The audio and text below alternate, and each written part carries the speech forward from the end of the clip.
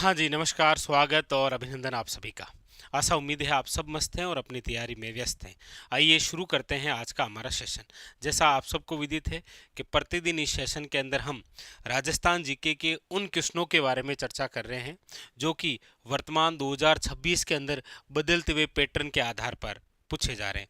आज के इस सेशन के अंदर पूर्णतः इसी बदलते हुए पैटर्न पर आधारित जो पेपर है इसका हम सॉल्यूशन करेंगे। और आप देखिएगा इस पेपर के अंदर राजस्थान जीके के जो क्वेश्चन हैं वो किस हिसाब से किस तरीके से बदलते हुए पैटर्न के आधार पर पूछे गए हैं, बहुत ही शानदार। यहाँ से आपको आइडिया हो जाएगा कि अब जो है राजस्थान जीके जब आप पढ़ेंगे तो आपके ये जहन में रहेगा कि क्वेश्चन पूछने का तरीका कोई सा भी किसी भी प्रकार से हो सकता है। तो इन सभी राजस्थान जीके के जो क्वेश्चन हैं इस बदलते हुए पैटर्न पर आधारित इसी का हम कर रहे हैं सॉल्यूशन। लीजिए एक एक प्रश्न को हम पढ़ते हैं डिटेल से। और आज के सेशन के अंदर पूर्णतः क्वेश्चन वही है जो बदलते हुए पैटर्न पर आधारित है। लीजिए ये रहा आज के हमारे सेशन का पहला क्वेश्चन। क्या कह रहा है देखिएगा। क्वेश्चन है आपके सामने और पूछा जा रहा है कि जनसंख्या घनत्व के आरोही क्रम से नीचे दिए गए जिलों को व्यवस्थित करें जनगणना 2011 के अनुसार। देखिए सबसे पहली बात तो यहाँ बात पूछी गई है जनगणना 2011 और बात पूछी गई है जनसंख्या घनत्व की। किसकी बात है? वो बात है, याद रखिएगा, जनसंख्या घनत्व। जनसंख्या घनत्व की हम बात करते हैं तो हमारे राजस्थान का जो जनसंख्या घनत्व है वो तो कितना है? तो आप कहेंगे सर राजस्थान का जो जनसंख्या घनत्व है वो है, याद रखिएगा, 200। राजस्थान का जनसंख्या घनत्व कितना है? 200।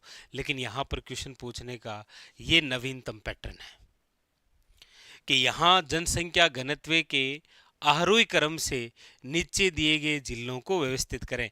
4 जिले आपके सामने हैं। इन 4 जिलों को जनसंख्या घनत्व के आधार पर किस क्रम में जमाना है? तो आरोही क्रम में जमाना है। सबसे पहले तो देखिए इन चारों जिलों के हम देखते हैं जनसंख्या घनत्व। बाड़मेर, बाड़मेर की आप बात करेंगे तो आप कहेंगे सर इसका जो जनसंख्या घनत्व है वो है आपके सामने 92। चूरू की यदि हम बात करेंगे तो वो है आपके 147, 147। यदि हम बीकानेर की बात करेंगे तो बीकानेर का जो जनसंख्या घनत्व है वो है आपके 78, याद रखिएगा, यानी 78। और 12 की यदि हम बात करेंगे तो 12 जिले का जनसंख्या घनत्व जो है वो है आपके सामने 175। तो इन 4 जिलों का जनसंख्या घनत्व तो ये हो गया। अब इस जनसंख्या घनत्व को हमें जमाना है आरोही क्रम में। आरोही क्रम का मतलब क्या हो गया? आरोही क्रम से तात्पर्य हो गया है आप कम से ज्यादा की ओर,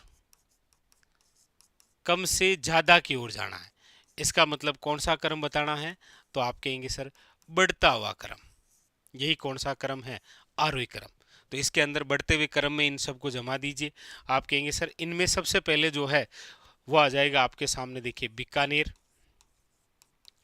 बीकानेर के बाद में हम बात करेंगे तो आ जाएगा आपके सामने कौन सा? बाड़मेर।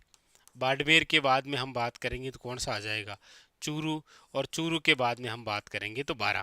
क्योंकि देखो बीकानेर का 78 है, बाड़मेर का 92 है, बीकानेर का 147 है और 12 का 175 है।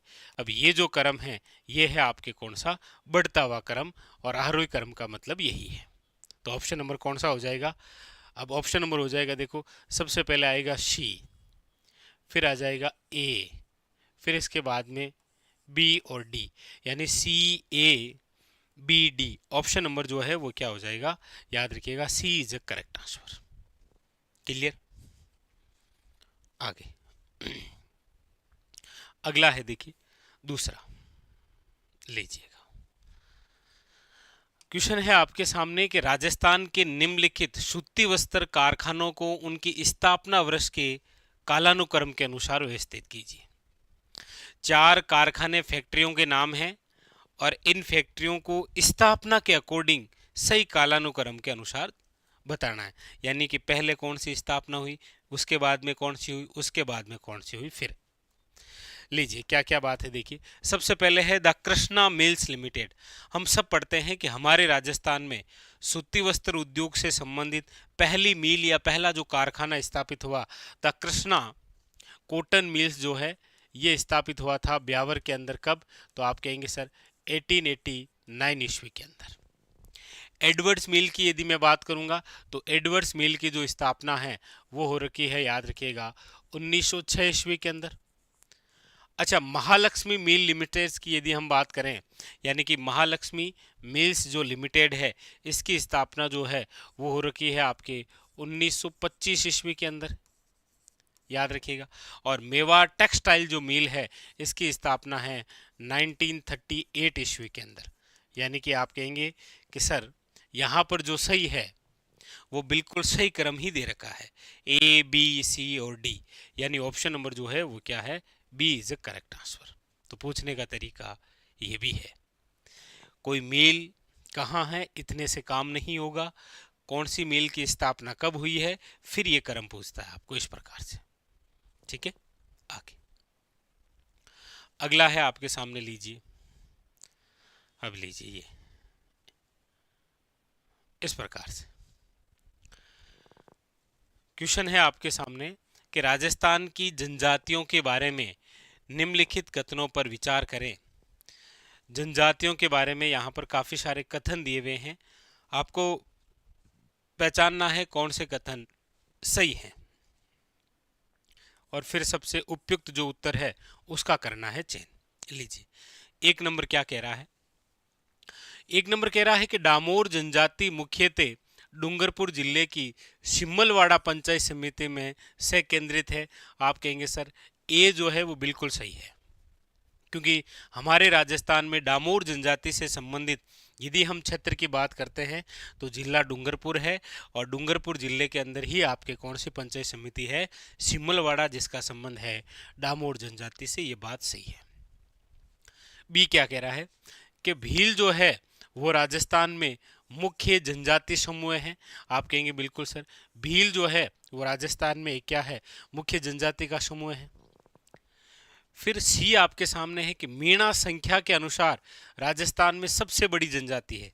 देखिए यदि हम बात करें कि राजस्थान की सबसे प्राचीन जनजाति कौन सी है, तो याद रखेंगे राजस्थान की सबसे प्राचीन जनजाति तो है भील, लेकिन राजस्थान की सबसे बड़ी जनजाति कौन सी है, याद रखिएगा मीणा।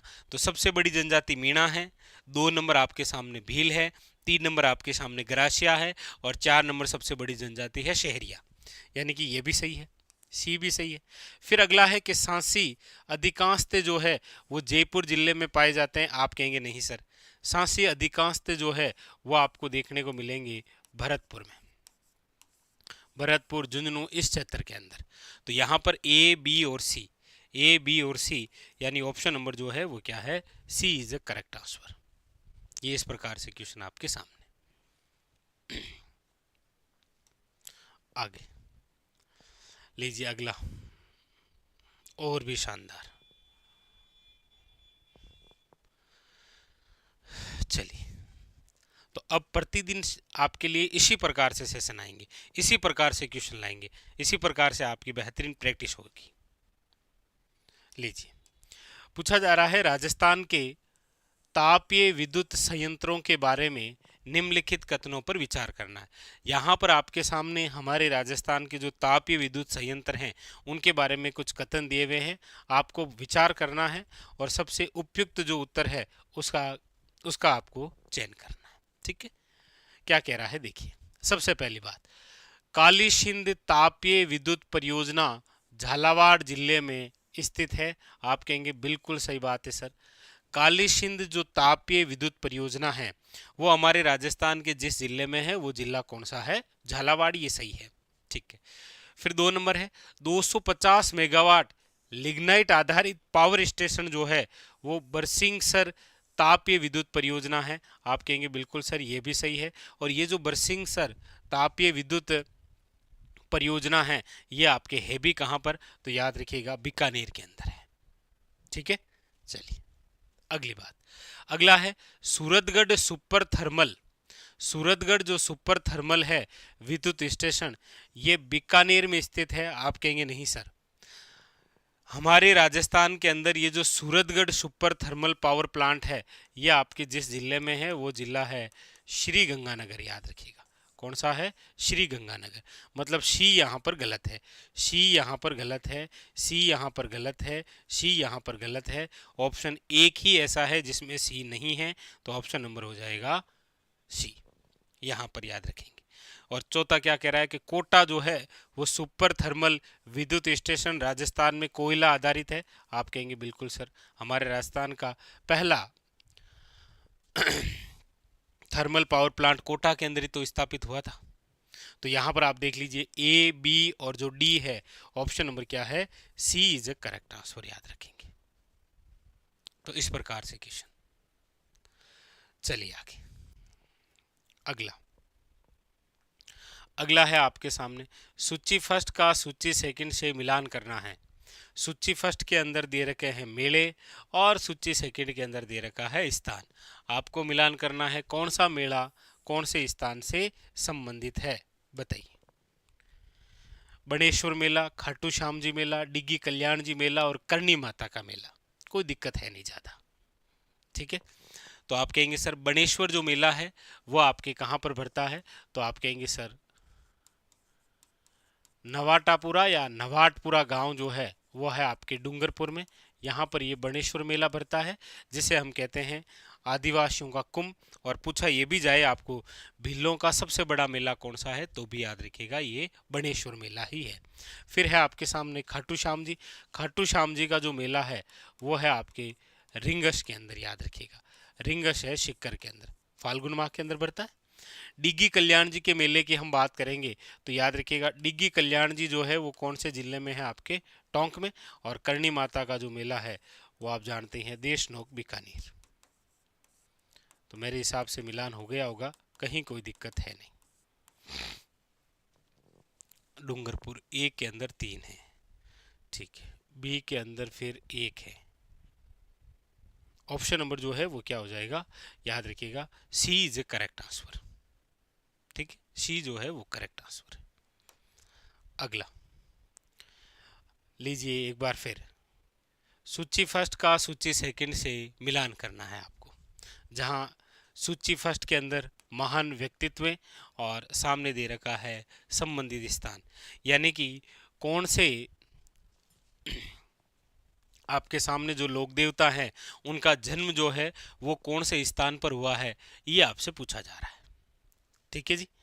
देखिए सबसे पहली बात आपके सामने है कि सर घोगा जी जो है, घोगा जी का जो जन्म है वो कहाँ हुआ, तेजा जी का जो जन्म है वो कहाँ पर हुआ, रामदेव जी का जो जन्म है वो कहाँ पर हुआ, और बाबू जी का जन्म जो है वो कहाँ पर हुआ। तो आप कहेंगे सर घोगा जी का जन्म जो है वो हुआ है आपके ददरेवा। ददरेवा याद रखिएगा कहाँ पर है, चूरू के अंदर, ठीक है। फिर है तेजा जी। तेजा जी का जन्म जो है वो खरनाल के अंदर हुआ है। खरनाल आपके कहाँ पर है, तो याद रखिएगा नागौर में।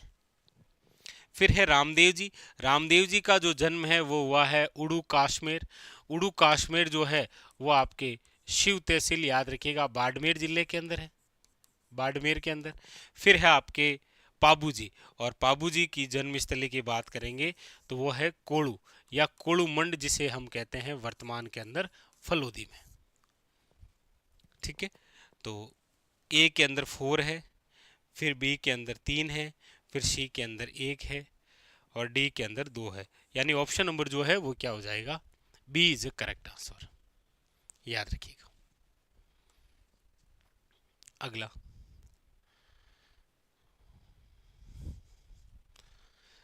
आप कहेंगे सर अगला जो है वो है सूची फर्स्ट का सूची सेकंड से मिलान करिए।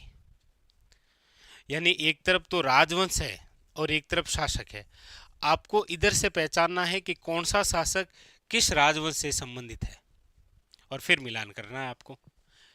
यहाँ पर शासकों के नाम देख लीजिए, भारमल है, महाराणा प्रताप है, महाराजा जसवंत सिंह फर्स्ट है और अजय राज है। आपको पहचानना है कि इनका संबंध निम्न में से कौन कौन से वंश से रहा है। कोई ज़्यादा दिक्कत है नहीं। देखिए अजय राज की हम बात करते हैं तो अजय राज आप सब जानते हैं चौहान है। हम पढ़ते भी हैं कि अजमेर के अंदर 1113 ईस्वी में चौहान वंश के जो संस्थापक थे वो अजमेर में कौन थे? अजयराज चौहान। महाराजा जसवंत सिंह फर्स्ट, महाराजा जसवंत सिंह फर्स्ट की हम बात करते हैं तो आप जानते ही हैं ये वही महाराजा जसवंत सिंह फर्स्ट है जो धर्मत के युद्ध में पराजित होकर आए थे। तो इनकी रानी ने मेहरानगढ़ किले के द्वार जो थे वो बंद कर दिए थे। मतलब इनका संबंध है मारवाड़ से, मारवाड़ में हुए हैं राठौड़, याद रखिएगा। फिर है महाराणा प्रताप, बताने की आवश्यकता नहीं है, मेवाड़ के शासक हैं, गुहिल राजवंश। और फिर है भारमल, भारमल की बात करेंगे तो याद रखिएगा आपके सामने है कच्छा वंश। तो मिलान कर दीजिए, देखिए ए के अंदर 2 है, फिर आपके बी के अंदर 3 है, फिर आपके यहाँ पर ऑप्शन नंबर जो है वो हो जाएगा सी इज करेक्ट आंसर, याद रखिएगा। अगला अगला है आपके सामने, लीजिए बहुत बेहतरीन सा क्वेश्चन। तो आज का ये सेशन बहुत ही इंपॉर्टेंट, जितने प्रकार से क्वेश्चन बनते हैं इस बदलते हुए पैटर्न के आधार पर वो सारा पैटर्न आपके सामने ये रहा। अगला है निम्नलिखित दुर्गों को उनके निर्माण वर्ष के आधार पर सही क्रम में जमाइए। निर्माण की बात करेंगे, देखो शिवाना है कहां पर? शिवाना जो किला है वो कहां पर है? आप कहेंगे सर बालोतरा में। जूनागढ़ जो है वो आपके कहां पर है? बीकानेर के अंदर। चूरू का जो किला है वो चूरू में ही है, आप सब जानते हैं, चांदी के गोले दागने वाला है ये। और गागरोन का किला जो है वो आपके कहां पर है? झालावाड़ के अंदर। देखिए यहाँ पर बात करते हैं तो कौन सा किला जो है वो कब बना है ये आइडिया है तो आपके सामने क्वेश्चन होगा। देखिए गागरोन किले की यदि मैं बात करूं तो याद रखिएगा गागरोन का जो किला है वो 12वीं शताब्दी के अंदर डोड परमारों द्वारा, आप पढ़ते भी हैं, यानी ऑप्शन यहाँ डी के अंदर तो हो जाएगा 12वीं शताब्दी। चूरू की यदि हम बात करेंगे तो चूरू का जो किला है वो बना है 1739 के अंदर, यानी कि आप कह सकते हैं 18वीं शताब्दी। ठीक है।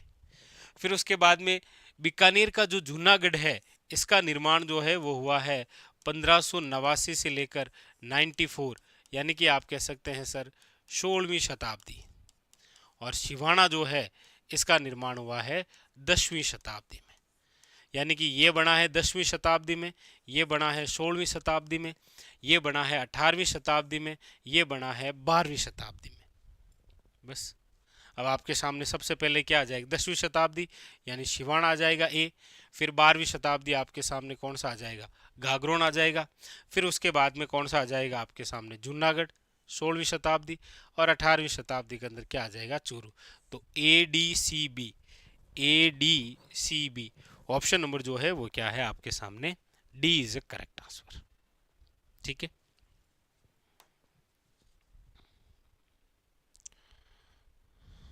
लीजिए अगला क्वेश्चन, अगला क्या कह रहा है देखिएगा, बहुत ही बेहतरीन सा क्वेश्चन। तो आज आप देख रहे हैं कि इस सेशन के अंदर जितने भी प्रकार के हम क्वेश्चन सोल्व कर रहे हैं ये सारे के सारे जो है वो इसी बदलते हुए पैटर्न पर आधारित है आपके सामने। ठीक है। लीजिए देखिए यहाँ पर क्या पूछा जा रहा है। यहाँ पर आपके सामने पूछा जा रहा है राजस्थान के निम्नलिखित शासकों को काल क्रम के अनुसार व्यवस्थित करें। सबसे पहले दे रखे हैं महाराणा कुंभा, फिर है बप्पा रावल, फिर है आपके पृथ्वीराज तृतीय और फिर है आपके सामने भारमल। देखिए महाराणा कुंभा की यदि हम बात करेंगे तो यहाँ पर कोई दिक्कत है नहीं, आप सब जानते हैं 1433 से लेकर 68 तक जो है वो समय रहा है किसका? आप कहेंगे सर महाराणा कुंभा का, कहीं कोई दिक्कत नहीं है। अच्छा बप्पा रावल की हम बात करते हैं तो हम सब ये पढ़ते हैं कि बप्पा रावल ने मान मौर्य को पराजित किया था कब? 734 ईस्वी के अंदर, यानी कि आप कहेंगे सर ये 8वीं शताब्दी। 734 ईस्वी के अंदर ही इन्होंने किस पर अधिकार किया था? याद रखिएगा चित्तौड़ पर। तो आप कहेंगे सर इसे आप कह सकते हैं 8वीं शताब्दी, भाई इसे आप कह सकते हैं 8वीं शताब्दी, इसे आप कह सकते हैं 15वीं शताब्दी, 15वीं शताब्दी। फिर है पृथ्वीराज तृतीय, और पृथ्वीराज तृतीय की यदि हम बात करेंगे तो ये राजा बने थे 1177 से लेकर 92 ईस्वी, बहतरीन के दूसरे युद्ध तक। इसे हम कह सकते हैं आपके कौन सी 12वीं शताब्दी, 12वीं शताब्दी। फिर है आपके सामने भारमल, और भारमल जो है वो राजा कब बने थे 1547 से लेकर 73 तक है। तो आप इन्हें क्या कह सकते हैं, आप कहेंगे सर ये है आपके सामने 16वीं शताब्दी। तो ये जो आपके सामने चार शासक हैं, इन चार शासक का जो टाइमिंग है वो ये रहा। तो अब मिलान कर दीजिए, सबसे पहले इनमें से कौन से आएंगे, तो आप कहेंगे सर सबसे पहले आएंगे बप्पा रावल 8वीं शताब्दी। फिर उसके बाद में आ जाएंगे आपके सामने ये 16 है, ये 12 है, ये 15 है। तो उसके बाद में फिर आ जाएंगे आपके सामने पृथ्वीराज। पृथ्वीराज के बाद में फिर कौन से आ जाएंगे, कुंभा आ जाएंगे, और फिर कौन से आ जाएंगे, भारमल। अब यहाँ पर ये क्वेश्चन तो ही, चलो ये क्वेश्चन तो सोल्व हो ही गया, क्या हो जाएगा BCAB, BCAD, तो ऑप्शन नंबर बी। लेकिन देखिए यहां पर किसी एक ही वंश के चार राजा नहीं दिए हैं। देखिए ये आपके सामने दोनों मेवाड़ से आगे, ये आपके चौहानों से आगे, और ये कछाओं से आगे। पहले तो क्या है, क्वेश्चन केवल इतना ही आता था कि एक ही वंश के चार शासकों के नाम दे देता और कह देता सही क्रम में जमाइए, तो उनसे हो जाता। लेकिन अब अलग अलग वंश के राजा देकर पूछ रहा है कि इनको काल क्रम के अनुसार जमाइए। यही है बदलता हुआ नया पैटर्न।